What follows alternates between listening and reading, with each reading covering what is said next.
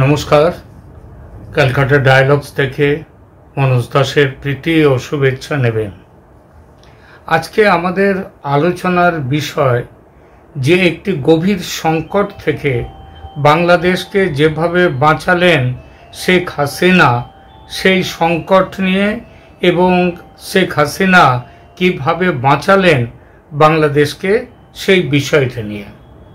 অনেকেই জানেন না যে দেশে প্রধানমন্ত্রী না থাকলেও দিল্লিতে বাংলাদেশের প্রবাসী প্রধানমন্ত্রী শেখ হাসিনার একটি দপ্তর আছে। লোকজন কম, কিন্তু একটি ছোট্ট অফিস চালাতে ন্যূনতম যে কর্মচারী প্রয়োজন হয় সেটা আছে প্রধানমন্ত্রী শেখ হাসিনার দিল্লির অফিসে। বলা বাহুল্য, এই কর্মচারীরা সবাই ভারত সরকারের খুবই বিশ্বস্ত গোয়েন্দা শাখার রিক্রুট করা মানুষজন। হয়তো এমনও আছেন যে তারা নিজেরাই গোয়েন্দা শাখার সাথে যুক্ত। তারা নিয়ম করে দেশ বিদেশের সমস্ত রাজনৈতিক খবরের কাগজ, অনলাইন পোর্টাল, এমনকি সোশ্যাল মিডিয়া থেকে সংগ্রহ করে তার সারমর্ম প্রতিদিন বিশেষ ফাইলের মধ্যে রেখে পেশ করেন শেখ হাসিনার কাছে। এভাবে কারেন্ট পলিটিক্যাল অ্যাফেয়ার্স সম্পর্কে একেবারে আমাদের অনেকের চেয়ে অনেক বেশিভাবে অবহিত থাকেন শেখ হাসিনা।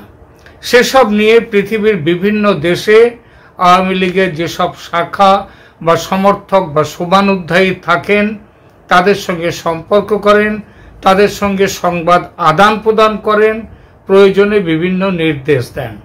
সম্প্রতি বাংলাদেশের অন্তর্বর্তী সরকারের প্রধান উপদেষ্টা মোহাম্মদ ইউনূসের চীন সফরের খবর সংবাদপত্র সহ অন্যান্য সংবাদ মাধ্যমে যেভাবে এসেছে, সেসব ব্যাপারে শেখ হাসিনা পুরোদস্তুর অবহিত আছেন। শুধু তাই নয়, এমন কিছু খবর তার কাছে এসেছে যা প্রকাশ্য সংবাদ মাধ্যমেও সেভাবে কেন একটুও আসেনি। ভারতের উত্তর পূর্বের 7 রাজ্য নিয়ে ইউনূসের মন্তব্য এবং তার প্রেক্ষিতে ভারতের সর্বত্র সমস্ত স্তরের মানুষের মধ্যে, ভারতের নেতৃত্বের মধ্যে তুমুল ক্রোধের সঞ্চার হয়েছে। এটা নতুন করে বলার দরকার নেই। কিন্তু ইউনূসের এই বক্তব্যের পিছনে আরও কিছু ষড়যন্ত্রের খবর ভারতের সেনাবাহিনীর কাছে এসে পৌঁছেছিল, যেটা খবরের কাগজে সাধারণভাবে প্রকাশিত হয়নি। খবর এসেছে যে মিয়ানমারের জুন্টা সরকারের বাহিনী ও চীনা সেনা একযোগে আক্রমণ করবে রাখাইন প্রদেশে। আরাকান আর্মির হাত থেকে যে এলাকাগুলো এখনো টিকে আছে, মানে জুন্টা সরকারের পক্ষে আছে, তাদেরকে সেখানে আক্রমণ করবে আরাকান আর্মিকে। আর এদের সাহায্যে থাকবে বাংলাদেশ সেনা। এটা একটা ফ্রন্ট, মনে রাখবেন। এই আক্রমণটাকে, এগুলোকে থামাবার জন্যই কিন্তু বাংলাদেশ সেনাকে ব্যবহার করতে এসেছিলেন আমাদের ভোয়েল সাহেব, মার্কিন সেনাকর্তা ভোয়েল সাহেব। তিনি এসেছিলেন কিন্তু, এবং তিনি এসে বলেও গিয়েছিলেন যে এই ব্যাপারে কিভাবে বাংলাদেশ সেনাকে তারা ব্যবহার করতে চান সেটাও তারা সেখানে এসে বলেছিলেন। এটা হলো একটা ফ্রন্ট। কি বললাম, যে মিয়ানমারের যে জুন্টা সেনা তারা আসবে এবং চীনা সেনা তাদের সহযোগিতায় থাকবে। তারা আক্রমণ করবে বাংলাদেশের কাছে যে রাখাইন প্রদেশ, সেই প্রদেশে তারা আক্রমণ করবে। এদের সাহায্যে থাকবে, এদের সাহায্য করবার জন্য আসবে কারা? এদের সাহায্যে থাকবে বাংলাদেশ সেনা। এটা ইউনূস সাহেব ওখানে গিয়ে, চীনে গিয়ে তিনি এটা ঠিক করে এসেছিলেন। তার সাথে এই ব্যাপারে কথাবার্তা বলা হয়।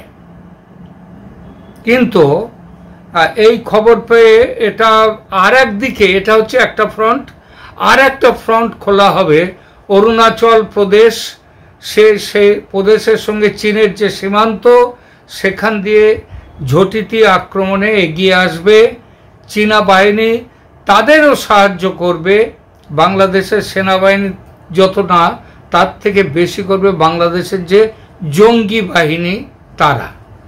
এই খবর পেয়ে অত্যন্ত দ্রুততার সঙ্গে উত্তর পূর্ব ভারতের সমস্ত আর্মি বেস ও ক্যান্টনমেন্টে যুদ্ধকালীন তৎপরতা শুরু হয়ে যায়।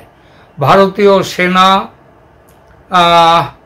যুদ্ধ প্রস্তুতি শুরু করে দেয়।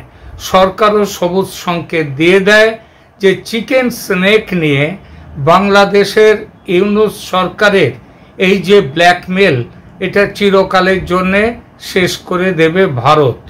সেটা করতে গেলে কি করতে হয়, চিকেন নেককে বড় করে নিতে হয়, যাতে ওই আর মুরগির গলা থাকে না, সেটা অন্য কিছুর গলা হতে পারে, কিন্তু সেটা মুরগির গলা নয়।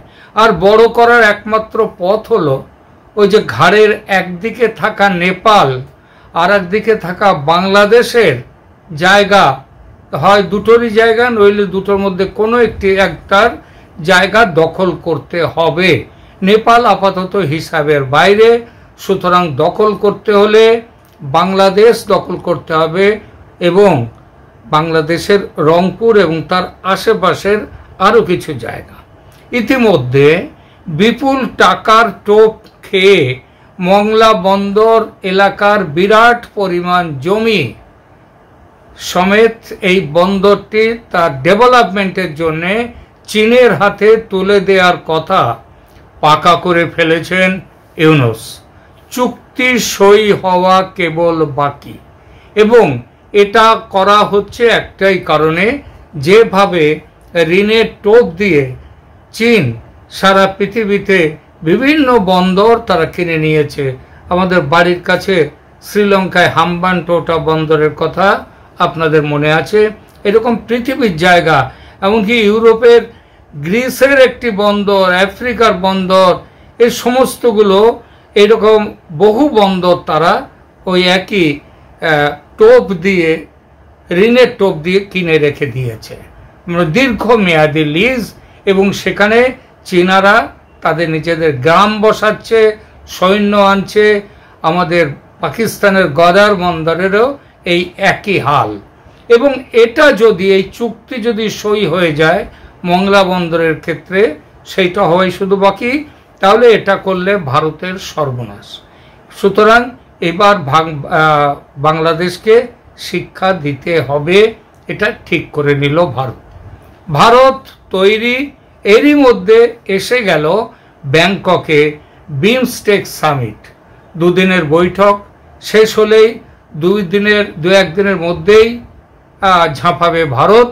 ভারতের যুদ্ধের সাজ নজরে এসেছে বাংলাদেশের বর্তমান কর্তাদেরও, তারা প্রমাদ গুনেছে এবং চেষ্টা করছে অন্তত সামনাসামনি নরেন্দ্র মোদীর সঙ্গে বসে এই ব্যাপারটা আপাতত সামাল দিতে, যাতে ভারতের ক্রোধ সেটাকে কম করা যায়। তো সেটা ভেবেই তারা কিন্তু একদম পাগলের মতো নরেন্দ্র মোদীর সাথে বৈঠক করবার জন্যে ব্যস্ত হয়ে উঠল এবং চেষ্টা করতে থাকলো কি করে শান্ত করা যায়। সেটা হচ্ছে বিমস্টেকের যে সামিট, তার সাইড লাইনে সেইটা এইরকম একটা বসার ব্যবস্থা। এবার আমরা আসি যে কিভাবে এটা, তাহলে শেখ হাসিনা, তার কাছেও কিন্তু খবর পৌঁছে গেছে, সেনার প্রস্তুতির খবর। চিকেন স্নেকে রণসজ্জা শুরু হয়ে গেছে, সেখানে MiG-29, সেখানে রাফাল, সেগুলো আসা গেছে, হাউইটজার, সেখানে কামান বসে গেছে, এমনকি S-400 যে মিসাইল, সেগুলো সেখানে এসে গেছে। পুরো যুদ্ধের প্রস্তুতি। এখন পুরো যুদ্ধের প্রস্তুতি সেখানে হলে এটা বাংলাদেশের নজরে আসবে না এমন তো নয়। আমাদের ভারতের খবরের কাগজেও, বিভিন্ন কাগজেও এই ব্যাপারে এসেছে খবর যে যুদ্ধের প্রস্তুতি শুরু হয়ে গেছে কবে, শুরু হয়ে গেছে ভারতের। এইবার ভারতের এই যে যুদ্ধ প্রস্তুতিটা এটা কবে হলো শুরু, মানে একেবারে এইটা মারাত্মকভাবে এই যে এগিয়ে যাওয়াটা রণসজ্জা, এই যে যখন আমাদের বিমস্টেকের দুদিন আগেই এখানে শুরু মানে পুরো একদম ফিনিশড হয়ে গেছে, সমস্ত কিছু একদম তৈরি ভারতের সামরিক বাহিনী। এবং তারপরেই এইবার চলে গেলেন ওরা, বিমস্টেকের মিটিংয়ে যাওয়া হলো, সেখানে কিন্তু নরেন্দ্র মোদীকে, তার আগে আমার নরেন্দ্র মোদীর সাথে ডাইরেক্ট কথা হয়নি, কিন্তু প্রথমে অজিত ডোভালকে দিয়ে আমাদের শেখ হাসিনা তিনি দেখলেন যে ভারতের এই ক্রোধের মুখে পড়ে 1971 যে দেশ তার পিতা, তার বাবা বঙ্গবন্ধু মুজিবুর রহমান যে দেশ তৈরি করেছিলেন, সেই দেশ এতদিন অনেক ঝড় ঝঞ্ঝা সহ্য করেছে, বঙ্গবন্ধু নিজে নিহত হয়েছেন দেশদ্রোহীদের হাতে, কিন্তু দেশটা এখনো যেভাবে তিনি তৈরি করে দিয়ে গেছিলেন সেটা পুরোটাই আছে, সেখানে কোনো খণ্ডিত হয়নি। কিন্তু এবার শেখ হাসিনা দেখলেন এই ইউনূসের একটা, তার কি বলবো, মন্দ বুদ্ধি এবং বুদ্ধিহীনতার জন্যে এবং তার প্রচণ্ড ভারত বিরোধিতার পরিণামে এই দেশটা চীনের হাতে চলে যাচ্ছে, চীনের ভৃত্য হয়ে যাচ্ছে, চীন মালিক হয়ে যাচ্ছে। এবং এটা তার কাছে দুটো জিনিস, একটা হচ্ছে চিকেন স্নেক, সেটা ভারত এবার ঠিক করে নিয়েছে যে দুটো জায়গাতে তারা বাংলাদেশকে খণ্ডিত করবে। এটা মোটামুটি সেনাবাহিনী প্রস্তুত হয়ে গিয়েছিল। একটা হচ্ছে ওই যে বললাম চিকেন স্নেক, ওখানটায় রংপুর এবং প্রয়োজনে তার আরও কিছু বাংলাদেশের সীমানা, বাংলাদেশের মধ্যে থেকে জায়গা ভারতের মধ্যে নিয়ে আসার একটা পরিকল্পনা। এখানে একটা ভাগ, একটা খণ্ড, আর একটা খণ্ড ত্রিপুরা থেকে ওই চট্টগ্রাম, ওই যে একটা ছোট্ট ওখানে বাংলাদেশের চিকেন নেক আছে, একটা ছোট্ট করিডর, ওই করিডরটাকে কেটে দিয়ে দিতে পারলে ওই যে সমুদ্রের প্রভু, আমি am the guardian of the ocean, এই যে কথাটা বলেছিলেন ইউনূস, সেটাও বন্ধ হয়ে যাবে। এবং চীনের বঙ্গোপসাগরে যে দাপাদাপি করবার একটা চেষ্টা তারা করছে, পরিকল্পনা তারা করেছে বাংলাদেশকে সঙ্গে নিয়ে, সেটা সমূলে বিনাশ হবে তার। সুতরাং এই পরিস্থিতিতে শেখ হাসিনা তিনি একদম মানে পাগল হয়ে ওঠার মতো হলেন যে যেভাবেই হোক ভারতকে শান্ত করতে হবে, নরেন্দ্র মোদীকে শান্ত করতে হবে, ভারতের সেনাবাহিনী যাতে কোনো রকমভাবে তারা এগিয়ে গিয়ে বাংলাদেশকে খণ্ডিত না করতে পারে। আমরা অনেকেই ভাবছি যে এই যে মোদির সঙ্গে ইউনূসের মিটিং হলো, তাদের বৈঠক হলো ওই বিমস্টেকের সাইড লাইনে, এতে বোধহয় শেখ হাসিনা প্রচণ্ড ক্রুদ্ধ হয়ে গেছেন। এটা সম্পূর্ণ ভুল জানা। অনেকে যারা বাংলাদেশ থেকে আমাদের বিভিন্ন সোশ্যাল মিডিয়াতে মন্তব্য করছেন, জানাচ্ছেন যে ভারত কি তাহলে শেখ হাসিনাকে পরিত্যাগ করলো, ভারত কি তাহলে বাংলাদেশকে পরিত্যাগ করলো? ব্যাপারটা আদৌ তাই নয়। আপনারা শুনলে অবাক হবেন, বাংলাদেশের প্রধানমন্ত্রী শেখ হাসিনা তার প্রবাসে থেকেও তিনি নরেন্দ্র মোদীকে তিনি মানে অত্যন্ত অনুরোধ করে, অনুনয় বিনয় করে, প্রার্থনা করে তিনি রাজি করালেন একদম শেষ মুহূর্তে যে আপনি দয়া করে একবার ইউনূসের সঙ্গে বসুন, একটা বার্তা যাক যে বাংলাদেশের ইউনূস সরকারের সঙ্গে, ইউনূস সরকারকে ত্যাগ করেনি, তার সাথেও বসে দুদেশের সম্পর্ককে এগিয়ে নিয়ে যেতে চায় ভারত। এই একটা বার্তা অন্তত বাংলাদেশের মানুষকে দেয়া হোক, যাতে একটাই তাতে ফল হবে, সেটা হচ্ছে যে আজ যে বাংলাদেশ খণ্ডিত হওয়ার মুখে এসে দাঁড়িয়েছে সেটা যাতে না হয়, এবং সেইটা নরেন্দ্র মোদী একেবারে শেষ মুহূর্তে, আপনারা তো ইতিমধ্যে আমার এই চ্যানেলেও বলেছি, অন্যান্য চ্যানেলেও আপনারা জেনেছেন যে কিভাবে নরেন্দ্র মোদী একদম শেষ মুহূর্ত পর্যন্ত তিনি ইউনূসের ছায়া মারাতে চাননি। এমনকি যেদিন মিটিং হলো গত পরশু, তার আগে মিটিংয়ের আগের দিন যে রাত্রে ডিনার হলো, সেই ডিনারেও নরেন্দ্র মোদী কোনো রকম একটি বা কোনো কথা বলেননি ইউনূসের সঙ্গে। পাশাপাশি বসেছিলেন, কিন্তু মনে হচ্ছে মাঝখানে অদৃশ্য দেয়াল। তো আজকে সেই জন্যেই তারপরে আরও শেখ হাসিনা বুঝলেন যে এবার সর্বনাশের দিন এগিয়ে আসছে বাংলাদেশের পক্ষে। তিনি মোদির কাছে একান্তভাবে প্রার্থনা করলেন যে আপনি একবার বসুন ইউনূসের সঙ্গে, যাতে আপাতত সেনাবাহিনীও একটু থমকে যায়, সেনাবাহিনীর যাতে রোষটা কমে।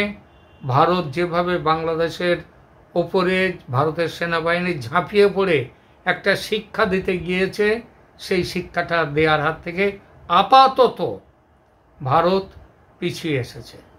কিন্তু মনে রাখতে হবে, এটা ওই যে বললাম দুর্জন খল যারা, তাদের ছলের অভাব হয় না। ইউনূস তিনি তো চান না সত্যিকারে ভারতের সাথে সম্পর্ক ভালো হোক, তিনি চান না। তিনি বাংলাদেশের ভালোও তিনি চান না।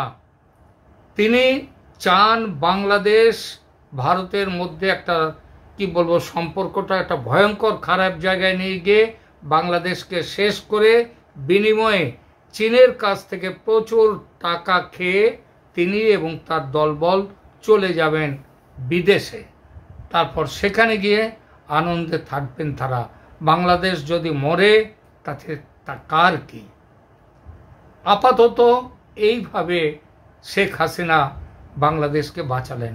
যারা ভাবছেন শেখ হাসিনাকে পরিত্যাগ করে ইউনূসের কাছে গেছেন, কাছাকাছি হয়েছেন নরেন্দ্র মোদী, ঘটনাটা আদৌ তা নয়। ঘটনাটা আসলে হলো এটাই যে শেখ হাসিনা নিজের ভালো দেখেননি, তিনি দেখতে চেয়েছেন বাংলাদেশের ভালো। তার জন্যেই মোদির সাথে আপাতত ইউনূসের একটা কি বলবো বৈঠকটা করিয়ে উত্তেজনাটাকে নামিয়ে দিলেন, উত্তেজনার পারদকে নামিয়ে দিলেন। এখন আপাতত এখানেই থামছি। ধন্যবাদ।